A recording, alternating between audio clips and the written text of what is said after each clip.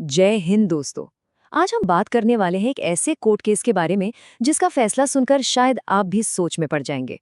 मतलब आज के जमाने में जब हम सब बेटियों के हक की बात करते हैं, तब छत्तीसगढ़ हाई कोर्ट का एक फैसला आता है कि एक शादीशुदा बेटी को अपने पिता की पैतृक संपत्ति में कोई हिस्सा नहीं मिलेगा। है ना ये थोड़ी चौंकाने वाली बात? चलिए आज इसी गुत्थी को सुलझाते हैं और समझते हैं कि कोर्ट ने आखिर ऐसा फैसला दिया तो क्यों दिया। तो सवाल ये उठता है कि क्या एक बेटी का अपने पिता की प्रॉपर्टी पर हक हमेशा ही पक्का होता है, जैसा कि हम में से ज्यादातर लोग शायद यही मानते हैं। लेकिन जैसा कि हम इस केस में देखेंगे, इसका जवाब हमेशा हाँ में नहीं होता। जी हाँ, छत्तीसगढ़ हाईकोर्ट के इस मामले ने वाकई कई लोगों को हैरान कर दिया। कोर्ट ने साफ साफ फैसला सुनाया कि एक शादीशुदा बेटी अपने पिता की पैतृक संपत्ति में किसी भी हिस्से की हकदार नहीं है। और यही वो फैसला है जो हमें विरासत से जुड़े कानूनों के बारे में और गहराई से सोचने पर मजबूर कर देता है। अब सबसे बड़ा सवाल यही है कि भाई आज के टाइम में, इस दौर में ऐसा फैसला आ कैसे सकता है। इसका जवाब एक बहुत लंबी और कह सकते हैं कि एक जटिल कानूनी लड़ाई में छिपा हुआ है। तो चलिए इस पूरी कहानी को परत दर परत खोलकर देखते हैं। तो ये कहानी है श्रीमती रगमैनिया की, एक बहन जो अपने ही सगे भाई के खिलाफ अपने पिता की विरासत में अपने हक के लिए लड़ रही थी। हुआ ये कि उनके भाई ने पिता की पूरी जायदाद पर कब्जा कर लिया और उसे अपने नाम भी करवा लिया। तब रगमैनिया जी को इंसाफ के लिए कोर्ट का दरवाजा खटखटाना पड़ा। लेकिन रगमैनिया जी के लिए इंसाफ का ये सफर बिल्कुल भी आसान नहीं था। उनका केस निचली अदालतों से होता हुआ हाईकोर्ट तक पहुंचा। सबसे पहले सिविल कोर्ट ने उनकी याचिका को खारिज कर दिया। फिर वो डिस्ट्रिक्ट कोर्ट गई, वहां भी फैसला उनके खिलाफ ही आया। और आखिर में हाईकोर्ट ने वो फैसला सुनाया जिसने सबको हैरत में डाल दिया। सोचिए, एक के बाद एक हर अदालत ने उनका दावा क्यों खारिज कर दिया। इसका राज छिपा है उस पुराने पारंपरिक कानून में जो उस परिवार पर लागू होता था। दरअसल ये परिवार हिंदू कानून की एक बहुत पुरानी शाखा को मानता था, जिसे कहते हैं मिताक्षरा स्कूल ऑफ लॉ। अब ये है क्या?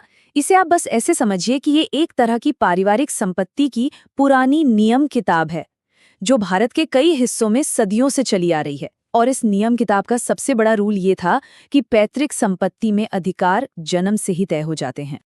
इसी पुरानी व्यवस्था में एक बहुत ही जरूरी शब्द था, को-पार्सनर। सीधे साधे शब्दों में कहें तो को-पार्सनर वो व्यक्ति होता है जिसे जन्म लेते ही पैतृक संपत्ति में हिस्सा मिल जाता है। और ट्रेडिशनल तरीके से ये अधिकार सिर्फ और सिर्फ पुरुषों को मिलता था, मतलब बेटों को, पोतों को और परपोतों को। तो मतलब साफ है, पुराने कानून के हिसाब से बेटियों को संपत्ति में बराबर का हिस्सेदार या को-पार्सनर नहीं माना जाता था। लेकिन फिर साल 2005 में भारत के कानून में एक बहुत बड़ा, एक ऐतिहासिक बदलाव आया। साल 2005 में हिंदू उत्तराधिकार अधिनियम में एक बहुत ही महत्वपूर्ण संशोधन किया गया। इस बदलाव का सीधा मकसद था प्रॉपर्टी के अधिकारों में जेंडर इक्वालिटी यानी लैंगिक समानता लाना।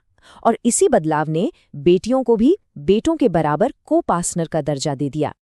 ये स्लाइड आपको साफ साफ दिखाती है कि ये बदलाव कितना बड़ा था। देखिए, 2005 से पहले सिर्फ बेटे ही जन्म से संपत्ति के हकदार थे, लेकिन 2005 के बाद बेटियां भी बेटों के बराबर की हकदार बन गईं। मतलब जो अधिकार और जो जिम्मेदारियां बेटों की थीं, वही बेटियों की भी हो गईं। ये वाकई समानता की दिशा में एक बहुत बड़ा कदम था। और यहीं पर आकर हम इस केस के सबसे बड़े रहस्य पर पहुंचते हैं। भाई, अगर कानून बदल गया है और अब बेटियां भी बराबर की उत्तराधिकारी हैं, तो फिर हाईकोर्ट ने रगमैनिया का दावा खारिज क्यों कर दिया? ये तो बहुत बड़ा सवाल है। तो इसका जवाब कानून की किताबों में नहीं बल्कि कैलेंडर की तारीखों में छिपा है। चलिए अब उस एक सबसे जरूरी फैक्टर पर फोकस करते हैं जिसने इस पूरे के पूरे मामले का फैसला ही पलट कर रख दिया। ये टाइमलाइन, यही है इस पूरी कहानी का सार। गौर से देखिए, रगमैनिया के पिता का निधन कब हुआ? 1950-51 के बीच में, ठीक है। इसके बाद हिंदू उत्तराधिकार अधिनियम, जिसने विरासत के नियम बदले, वो कानून आया 1956 में।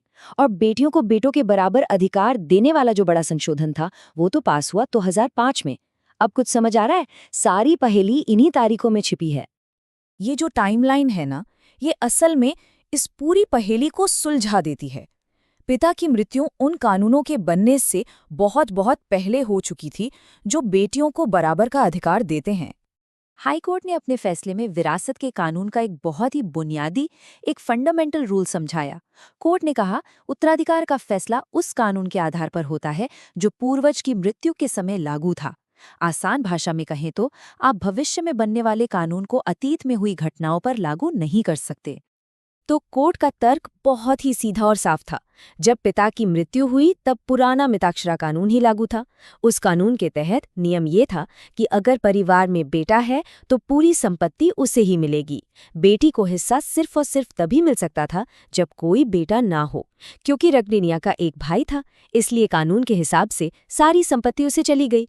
बाद में जो कानून आए यानी 1956 और 2005 वाले, उन्हें इस मामले पर लागू नहीं किया जा सकता था, क्योंकि कानून को पीछे जाकर लागू नहीं कर सकते। तो इस पूरे मामले से जो सबसे बड़ा सबक हमें मिलता है वो ये है कि जब भी पैतृक संपत्ति का कोई विवाद होता है तो सबसे जरूरी सवाल एक ही होता है, पूर्वज की मृत्यु कब हुई थी, क्योंकि उनकी मृत्यु की तारीख ही ये तय करती है कि उस समय का कौन सा कानून लागू होगा। ये केस हमें एक बहुत बड़ी बात याद दिलाता है। भले ही आज हमारे कानून समानता की तरफ बहुत आगे बढ़ चुके हैं, लेकिन अतीत की परछाई आज भी कई मामलों पर पड़ सकती हैं। और ये हमें ये सोचने पर मजबूर करता है कि हमारे आज के कितने अधिकार असल में कल के यानी बहुत पहले लिखे गए कानूनों से तय हो रहे हैं। ऐसी ही जानकारी के लिए सब्सक्राइब कीजिए ऑल कैन स्टडी को। Thank you. चलिए नेक्स्ट वीडियो पर मिलते हैं।